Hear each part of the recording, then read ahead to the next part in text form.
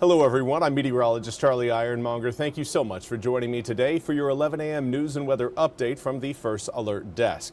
Now we've got news out of Emerald Isle, where not just Emerald Isle, it's really along the entirety of the coast of eastern North Carolina. Red flags continue to fly.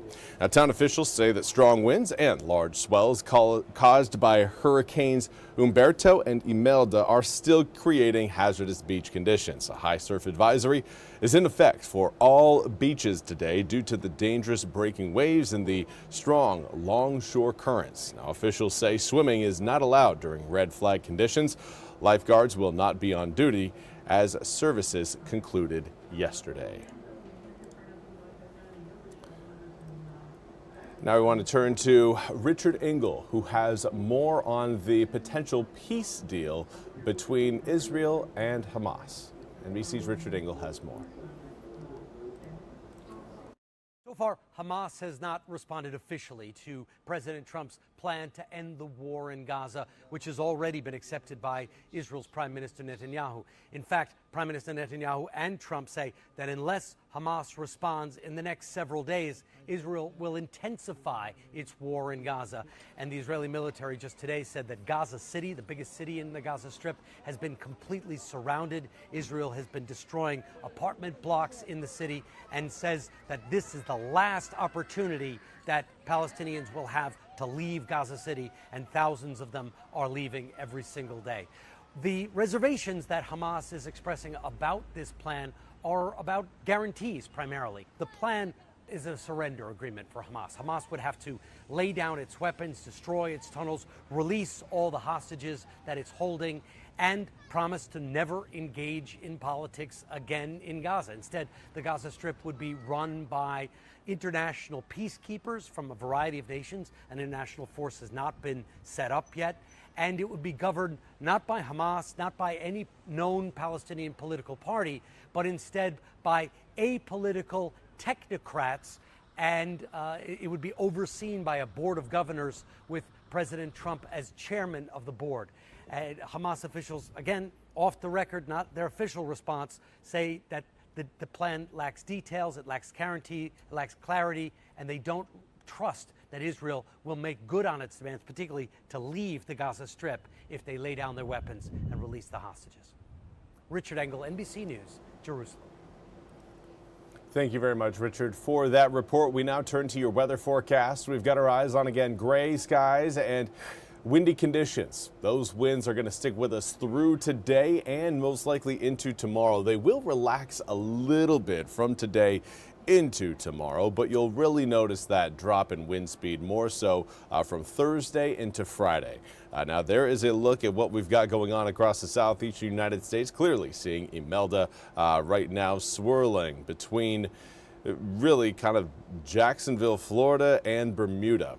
Of course, we are seeing plenty of wave action here in eastern North Carolina. Even again, clouds getting pushed into eastern North Carolina due to the circulation of Imelda. Right now, again, cloud cover is certainly present across most of eastern North Carolina skies. We do have a few sun breaks out there. It's not just all gray, but we're certainly calling it a mostly cloudy Wednesday. 75 degrees comes with a northeasterly wind at 20 miles an hour. Dew points coming down.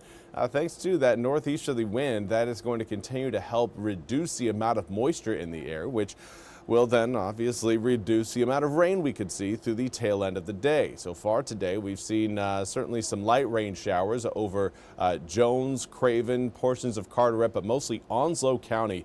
They've really seen the most rain throughout eastern North Carolina so far. Now, as far as air temperatures are concerned, we aren't going to be getting too hot today thanks to those clouds and the northeasterly winds. Right now, air temperatures sitting right around the low to mid 70s. We do have a few areas that are still in the upper 60s, 68 degrees in Roanoke Rapids, 69 in Ahoskie.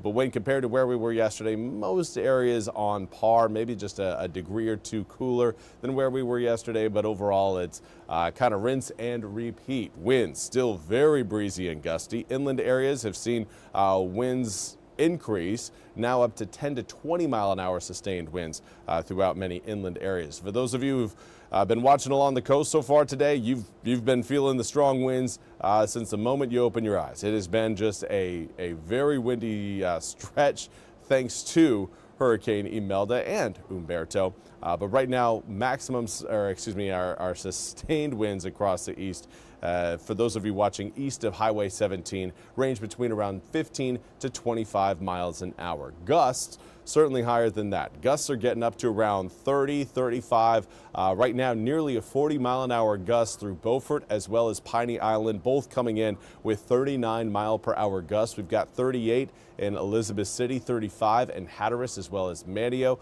Even inland areas, though, seeing some fairly gusty conditions. Washington right now, a 30-mile-an-hour gust, 32 in New Bern, 29 in Kinston. The wind is certainly picking up, and it will likely reach its peak as we head through the middle of today before, again, Imelda continues to pull away from not only eastern North Carolina, but just away from North America as a whole. That will really reduce the amount of winds we see as we make our way through not just Thursday, but through Friday as well. Tomorrow will still be a breezy day, not quite as strong as today, but that high pressure system, that'll get closer to us as we approach the weekend, and the closer that gets, the calmer our winds will be. 76 degrees for your high today, 73 tomorrow, and then we're back up into the upper 70s on Friday, low 80s for both Saturday and Sunday.